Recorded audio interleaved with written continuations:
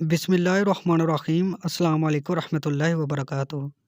مرد اگر ناپسند عورت سے شادی کر لے تو بھی اپنا بستر اس سے گرم ضرور کرتا ہے۔ حالانکہ مردانگی تو یہ ہونی چاہیے کہ وہ اس سے چھوئے بھی نہ۔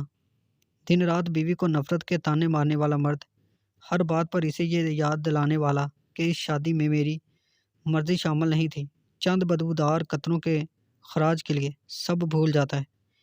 کیا یہ ہے مرد کی مردانگی؟ مجھے نہیں لگتا ایسا انسان مرد ہو سکتا ہے۔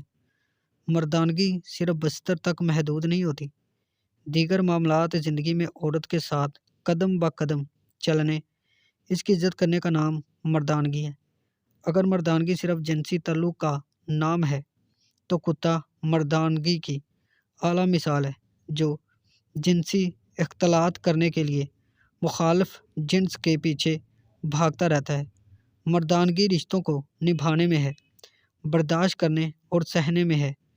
بہترین مرد وہی ہے جو گھریلو زندگی میں حسن سلوک اور محبت برداشت کا مظاہرہ کرے، ورنہ مرد ہونے کا زم نہ دکھائے، کیونکہ اگر اس کی خانہ زندگی محض بستر تک محدود ہے تو اسے مرد کہلانے کا حق تو دور، انسان کہلانے کا بھی حق نہیں ہے۔